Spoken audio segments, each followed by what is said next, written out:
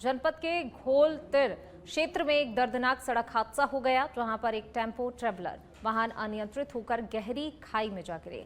घटना की सूचना मिलते ही पुलिस और एसडीआरएफ की टीमें तुरंत ही मौके पर पहुंची और राहत बचाव कार्यदल द्वारा रेस्क्यू कर घायलों को सुरक्षित बाहर निकालकर उपचार हेतु अस्पताल भी भेजा गया। हादसे में 3 लोगों की मौत हो गई है, जबकि 7 लोग घायल बताए जा रहे हैं और वहीं 9 लोग लापता भी बताए जा रहे हैं। फिलहाल लापता व्यक्तियों की खोजबीन को लेकर रेस्क्यू अभियान लगातार जारी है।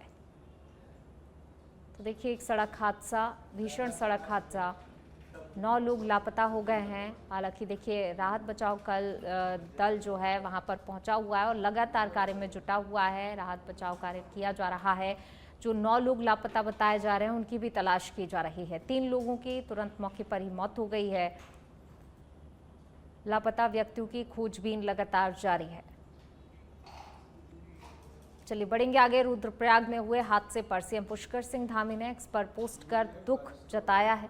उन्होंने एक्स पर पोस्ट करते हुए लिखा कि रुद्रप्रयाग में एक टेम्पो ट्रैवलर के नदी में गिरने का समाचार प्राप्त हुआ, जो कि अत्यंत दुखद है। एसडीआरएफ सहित अन्य बचाव दलों द्वारा युद्ध स्तर पर राहत एवं बचाव कार्य किया जा रहा है और इस संबंध में निरंतर स्थानीय प्रशासन से संपर्क में हूं। ईश्वर से सभी के सकुशल होने की प्रार्थना करता हूं।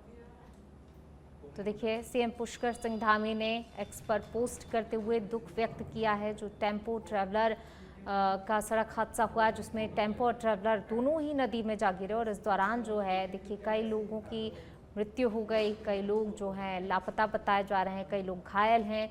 सभी के लिए उन्होंने, जो मृत हैं उनके लिए दुख जताया है और साथ ही जो लोग घायल हैं उनके जल्द स्वस्थ होने की कामना की। और जो लोग लापता बताए जा रहे हैं, हालांकि उनको लगातार खोजा जा रहा है। उनकी खोजबीन के लिए वहां पर टीमें मुस्तैद हैं और सीएम ने एक्स पर पोस्ट करते हुए जो है सभी के सकुशल होने की प्रार्थना भी की है।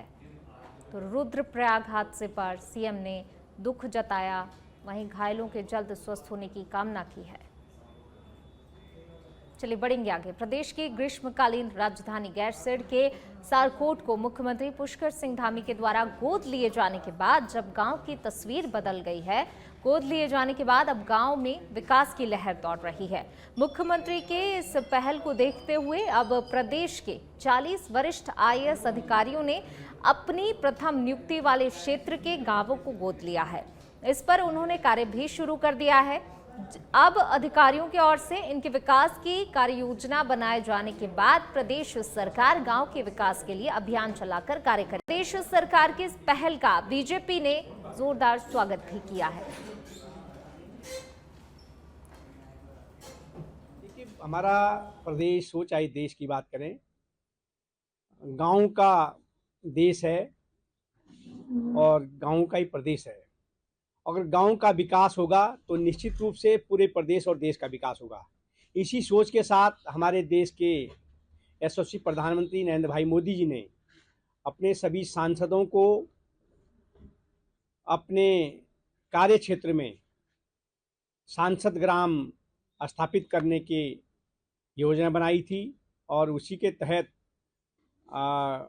किसी न किसी गांव को सांसद के द्वारा गोद लिया गया और उसका सर्वांगीण विकास कि वहाँ पर प्रयास किया गया है। इसी प्रकार से हमारे आदरणीय मुख्यमंत्री पुष्कर सिंह धामी जी ने भी गाँव के विकास पर जोर देते हुए, चाहे वो हम गैरसैंण के साराकोट गांव की बात करें, जहां आज पूरी तरह से गांव उन्नत गांव बना है, उसी प्रकार से उन्होंने प्रत्येक जनपद में 2-2 गांव साराकोट की तर्ज पर विकसित करने के का उन्होंने अभियान लिया है। और निश्चित रूप से प्रत्येक जिले में अगर साराकोट जैसे 2-2 गांव आदरणीय मुख्यमंत्री द्वारा विकसित किए जाएंगे तो निश्चित रूप से गांव को अन्य गांव। चलिए बढ़ेंगे आगे। राजधानी देहरादून में NH 74 घोटाले के आरोपी PCS अधिकारी DP सिंह के आवास पर ईडी ने छापेमारी की कार्रवाई की है। आपको बता दें कि साल 2017 में NH 74 में करोड़ों रुपए के घोटाले का मामला सामने आया था और ऐसे में किसानों को मुआवजा देने के फाइल के दस्तावेजों के साथ बैंकिंग दस्तावेजों को ईडी के अधिकारी खंगाल रहे हैं। ईडी की कार्रवाई के दौरान पुलिस बल भी मौजूद रहा। जमीनों को खुर्द-बुर्द करके करोड़ों रुपए की धोखाधड़ी करने के मामले में ईडी लगातार कार्रवाई कर रही है।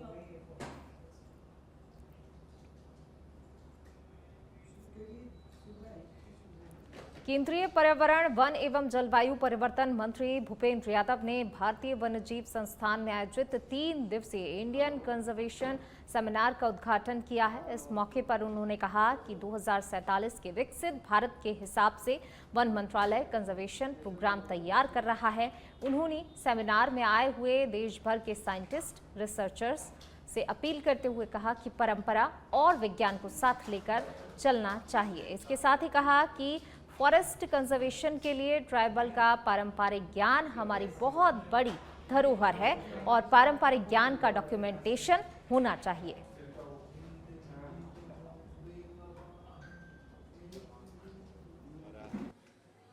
सेकेंड इंडियन कंजर्वेशन कॉन्फ्रेंस का यहाँ 2 दिन का आयोजन किया जा रहा है। देश में टाइगर कंजर्वेशन के जब 2023 में 50 साल पूरे हुए थे, माननीय प्रधानमंत्री जी ने उस कार्यक्रम का उद्घाटन किया था। तब उन्होंने इंटरनेशनल बिग कैट अलायंस की घोषणा भी करी थी और आज भारत में उसके कार्यालय के साथ देश के 97 कंट्रीज जिनमें बिग कैट्स पाए जाते हैं, उनमें इस कोलिशन को आगे बढ़ाने का कार्य शुरू हुआ है। माननीय प्रधानमंत्री जी की प्रेरणा के हिसाब से ही वाइल्ड लाइफ कंजर्वेशन में जो हमारे यंग साइंटिस्ट काम करते हैं, पॉलिसी मेकर काम करते हैं, एकेडमिशियन काम करते हैं, रिसर्चर्स काम करते हैं, उनको हम यहाँ पर बुला करके अलग अलग क्षेत्र में काम करने, जो उनके काम आते हैं, वो इकट्ठा आकर के अपनी नॉलेज शेयरिंग, कैपेसिटी बिल्डिंग के लिए आगे बढ़े। उत्तराखंड महिला कांग्रेस की प्रदेश अध्यक्ष ज्योति रौतेला ने कांग्रेस मुख्यालय में एक प्रेस वार्ता का आयोजन किया। प्रेस वार्ता के दौरान उन्होंने महिला सुरक्षा और राज्य के न्याय और नैतिक प्रणाली पर कई सवाल भी खड़े किए हैं। ज्योति रौतेला ने कहा कि जिस तरीके से प्रदेश में अपराध बढ़ रहे हैं, वो साल 2022 की एनसीआरबी की रिपोर्ट से समझा जा सकता है। प्रदेश अध्यक्ष ने कहा कि भाजपा की पूर्व महिला मोर्चा जिलाध्यक्ष अनामिका शर्मा पर आरोप है कि उन्होंने अपने प्रेमी और उसके साथियों को अपने नाबालिग बेटी के साथ बार बार दुष्कर्म करने के लिए मजबूर किया, लेकिन फिर भी अनामिका शर्मा को हरिद्वार जेल में वीआईपी सुविधा दी जा रही है। वो जेल के अंदर से फोन कॉल कर रहे हैं और योग दिवस जैसे सरकारी आयोजनों में सम्मानित हो रही हैं। सरकार ये दावे करते आई है कि वो उत्तराखंड में महिला सशक्तिकरण की बात कर रही है, बेटी बचाओ बेटी पढ़ाओ का नारा वो देती भी आई है, लेकिन एक बहुत बड़ी घटना हरिद्वार में हुई जहाँ पे उस घटना ने ना सिर्फ एक माँ बेटी के रिश्ते को कलंकित करने का काम किया, उसने रिश्तों में विश्वास को कम करने का काम भी किया। लेकिन कल एक अनोखी घटना हुई कि अनामिका शर्मा, जो भाजपा की पूर्व जिलाध्यक्ष हैं और जिन्होंने अपनी 13 साल की बेटी के साथ रेप करवाया, उनको शराब पिलाई, आज वो 5 जून को जेल में गई और उनकी कुछ फ़ोटो और एक ऑडियो जेल के अंदर से हमारे पास आया है और उसमें वो अपने परिवार से 10 मिनट लगातार बात कर रही है। वो ऑडियो मैं अभी आपको रिलीज़ करूँगी। साथ ही उनको योगा दिवस पे सम्मानित किया जाता है। उनका एक फ़ोटो योगा दिवस का जेल के अंदर का ये आया है, जो महिला 5 जून को अरेस्ट हुई है एक गंभीर मामले में, अपनी बेटी के साथ रेप करवाने के मामले में, उनको उस महिला को, क्योंकि वो भाजपा से जुड़ी हुई है, तो उनको जेल में ये सुविधाएं दी। मुख्यमंत्री पुष्कर सिंह धामी के विजन के अनुसार साल 2025 के अंत तक प्रदेश को ड्रग फ्री बनाने का लक्ष्य रखा गया है, जिसके लिए पुलिस विभाग द्वारा ऑपरेशन मर्यादा के अंतर्गत लगातार कार्रवाई भी की जा रही है। तो वहीं आज उसी क्रम में पुलिस लाइन देहरादून में नशा मुक्ति दिवस के अवसर पर आम जनमानस के साथ पुलिस के आला अधिकारियों ने सीधे तौर पर संवाद किया, जिसका मकसद लोगों को ड्रग्स के बढ़ते चलन को लेकर जागरूक करना है। ADG law and order V Murugesan के अनुसार 2025 के अंतर्गत पुलिस विभाग पूर्ण रूप से उत्तराखंड को ड्रग फ्री बनाने को लेकर निरंतर प्रयासरत है।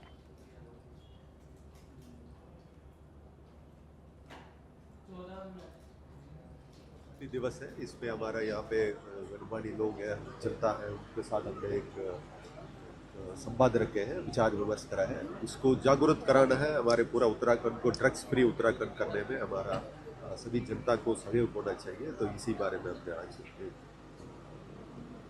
सर, ऑपरेशन मर्यादा भी लगातार जारी है। क्या लगता है जो विजन मुख्यमंत्री का था ड्रग्स फ्री करने का, क्या 2025 के अंत तक पूरा हो पाएगा? हमारा पूरा प्रयास है, हमारी तरफ से पूरा प्रयास है। जो सप्लाई रिडक्शन है उसमें हमारा पूरा कार्य है। आज नशा मुक्ति दिवस है। चलिए बढ़ेंगे आगे। बात देहरादून की, जहां भाजपा के वरिष्ठ नेता और केंद्रीय वन एवं पर्यावरण मंत्री भूपेंद्र यादव ने आपातकाल के 50 साल पूरे होने पर प्रेस वार्ता का आयोजन किया। केंद्रीय मंत्री भूपेंद्र यादव ने 1975 में लगाए गए आपातकाल को भारतीय लोकतंत्र और राजनीति के सबसे दुखद और काला अध्याय बताया। उन्होंने कहा कि प्रधानमंत्री नरेंद्र मोदी देश को आगे बढ़ाने का काम कर रहे हैं। उन्होंने पुराने दौर को याद करते हुए कहा कि इमरजेंसी के दौरान सारे विपक्षी दलों के नेताओं को जेल में डाल दिया गया था। संविधान की किताब को ध्वस्त करने का काम कांग्रेस पार्टी ने किया है।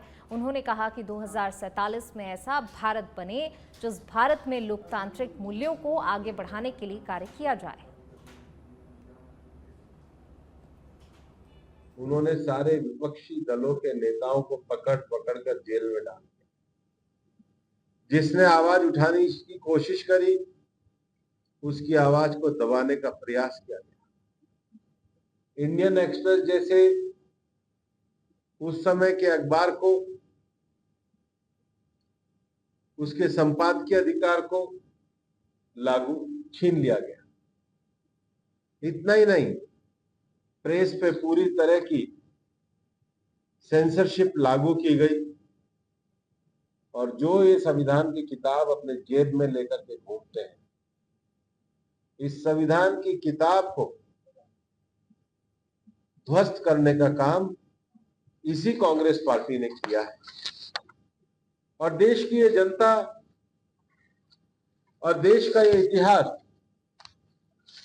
कभी नहीं भूलेगा कि इमरजेंसी के अंतर्गत सबसे पहला काम यह किया गया कि 42वां संशोधन करके देश के संविधान।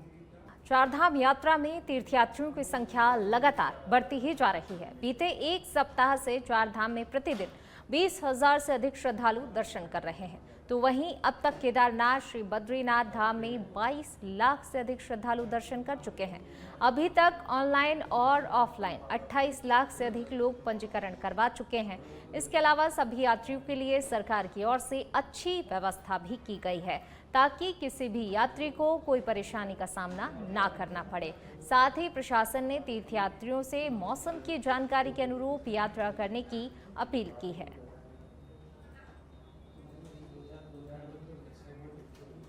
श्री बद्री केदार मंदिर समिति के जो हमारे धाम हैं और इसमें हमारे लगभग 47 मंदिर हैं, जिसमें 2 हमारे बड़े धाम हैं, श्री बद्रीनाथ जी और श्री केदारनाथ जी।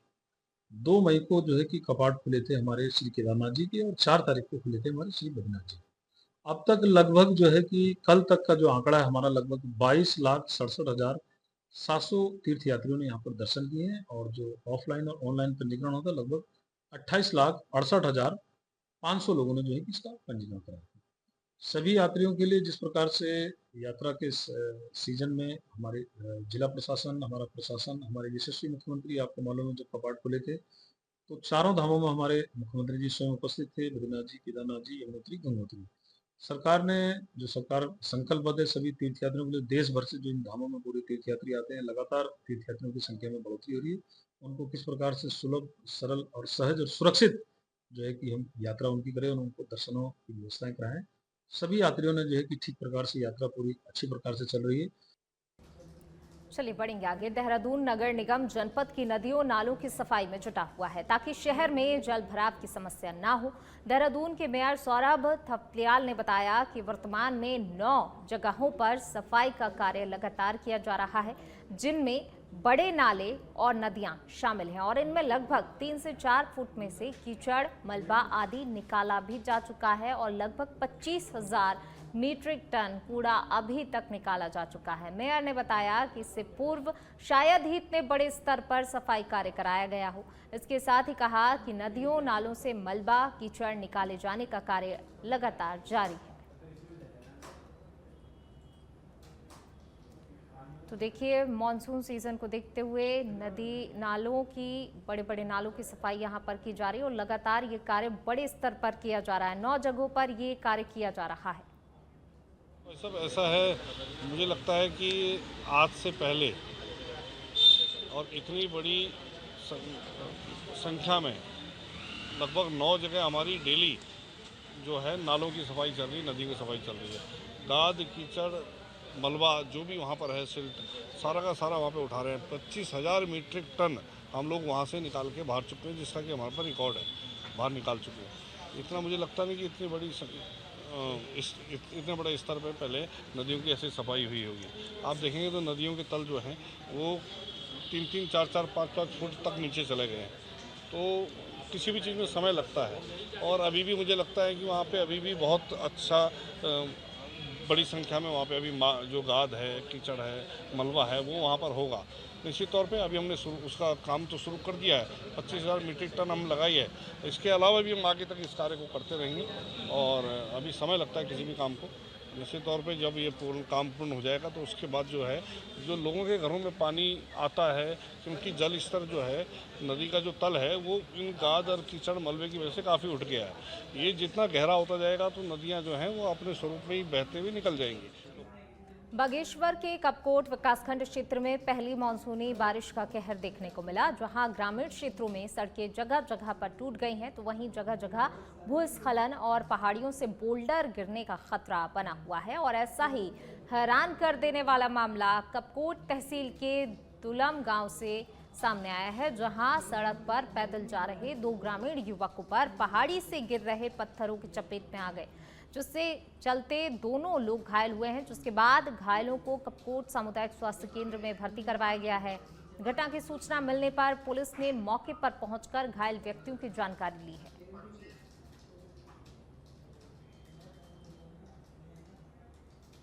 तो हमारे गांव में वहाँ हम गए थे, बुलियोड़ा के नीचे झनगरिया बोलते हैं, तो वहाँ पे पत्थर आ रहे थे धीरे धीरे कल रात से ही। तो सुबह ही आ रहे थे वहाँ को घर को। तो सुबह क्या हुआ कि जैसे ये आए, इन्होंने बाइक खड़ी की अपनी, बोला बाइक तो जा नहीं पाएगी, पैदल चलते हैं। पैदल जाने में भी इनके ऊपर इतने बड़े मतलब पूरा चट्टानी आ गया था, इसको लगी तो नीचे गिर गया है। एक और साथ हाथ में वो पीछे को भागा, उसको भी हमारी ओपीडी में एक लक्ष्मण सिंह करके पेशेंट आए हैं, जिनकी उम्र 35 साल है। ये बता रहे हैं भी पहाड़ गिरने की वजह से चोटिल हो गए हैं। तो इनको देखा गया, इनके सर में घाव है, चोट लगी हुई है। करीब 2 से 3 जगह इनके बड़े घाव थे, जिनको टाँके लगा के हमने पट्टी कर दी है। शरीर में एक दाएं कंधे पर चोट है और थोड़े बहुत एब्रेजन है शरीर में। अभी मरीज की स्थिति सामान्य है और उनके जो वाइटल्स वगैरह हैं सब नॉर्मल है। अभी कोई बेहोशी की और ऐसी कोई शिकायत हुआ। नवनियुक्त जिलाधिकारी स्वाति एस भदौरिया ने जिला योजना की समीक्षा बैठक ली, जिसमें कई अहम दिशा निर्देश दिए गए। बैठक के दौरान स्वास्थ्य, रेशम सहित कई विभागों के जिला स्तरीय अधिकारी अनुपस्थित रहे, जिस पर जिलाधिकारी ने नाराजगी भी जाहिर की। उन्होंने कहा कि इन विभागों के अधिकारियों से स्पष्टीकरण तलब किया गया है और जब तक ये विभाग अनुपस्थिति का ठोस कारण नहीं बता देते, तब तक इनका योजना मद का बजट जारी नहीं किया जाएगा। जिलाधिकारी भदौरिया ने सभी विभागों को निर्देशित किया है कि जिला योजना के अंतर्गत मिलने वाले धन का उपयोग केवल जनहितकारी और परिणाम आधारित योजनाओं पर किया जाए। एक डिटेल्ड बैठक भी करी, जिसमें कि 4 विभाग हमारे जो यहाँ उपस्थित थे उनके स्पष्टीकरण भी तलब किया और ये भी कहा है कि जब तक ये अपना इसका औचित्यपूर्ण स्पष्टीकरण नहीं देते, तब तक इनके पैसे को रिलीज नहीं किया जाएगा। और साथ ही जो बाकी विभाग है उनकी भी डिटेल समीक्षा की गई, जिसमें उनको बताया गया है कि जो हमारे ज़िला पे जो टॉपअप अमाउंट की तरह से ये योजना है, जो हमारे ज़िला की अपनी एक लोकल ज़रूरत है, उसके अनुसार से इन योजनाओं को बनाया जाए। इसमें नवाचारी जो हमारी पहल है उसको ज़रूर इंक्लूड किया जाए और ऐसी योजनाओं को रखा जाए जो कि इसी वर्ष कंप्लीट भी हो सके। 31 मार्च के पहले हमारा उसको ग्राउंड पे उसका धरातल पर वो उतरना भी सुनिश्चित हो सके। और इसके अतिरिक्त जो हमारी जैसे स्कूलों की सितारगंज के गौठा क्षेत्र में जलपनिया नदी पर बन रहा पुल बारिश शुरू होने से पहले ही बह गया। लगभग 1 महीने से इस पुल का निर्माण कार्य चल रहा था, लेकिन अचानक नदी में पानी बढ़ने से अधूरा पुल बह गया। पुल बहने से नदी का पानी आसपास के घरों में घुस गया, जिससे ग्रामीणों को भारी दिक्कतों का सामना भी करना पड़ रहा है। स्थानीय ग्रामीणों ने बताया कि कोई पहली बार नहीं है, यहाँ हर साल पुल बनता है और हर बार बारिश में बह जाता है।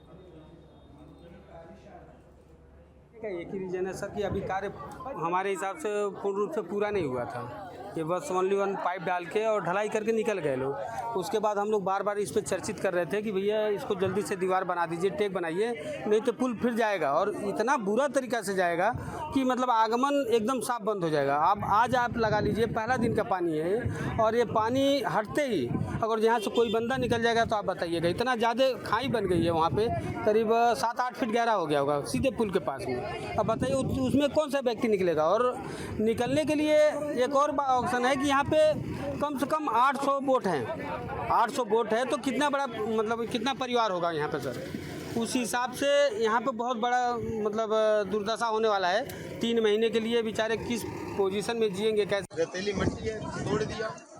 अभी इसका प्रयास है, बातचीत हो रही है। अभी वन विभाग के अधिकारी सारे आए हुए थे, उनका भी कहना यही है कि और जो अभी काम का जो निर्माण हुआ अभी मुश्किल से 1 महीना हो रहा है।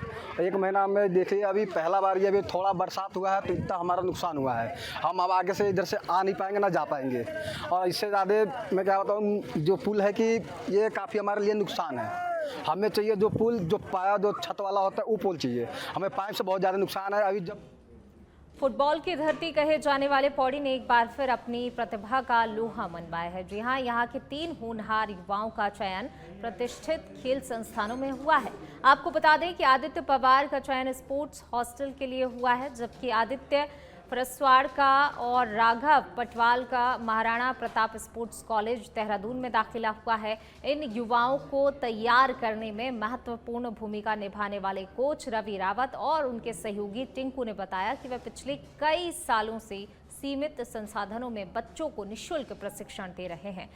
जब तक उनके मार्गदर्शन में 3 दर्जन से अधिक बच्चे विभिन्न खेल संस्थानों में चयनित भी हो चुके हैं।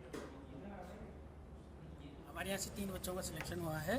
स्पोर्ट्स हॉस्टल देहरादून के लिए आदित्य पवार का और महाराणा प्रताप स्पोर्ट्स कॉलेज के लिए आदित्य परसवाड़ और राघव पटवाल। 2 लड़के स्पोर्ट्स कॉलेज के लिए हैं और एक स्पोर्ट्स हॉस्टल देहरादून के लिए।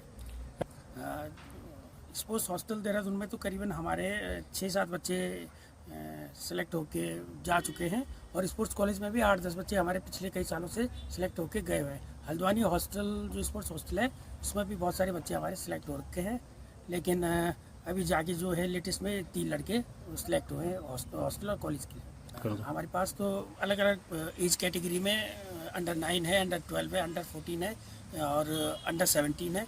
इन सबको मिला के 45 और 60 के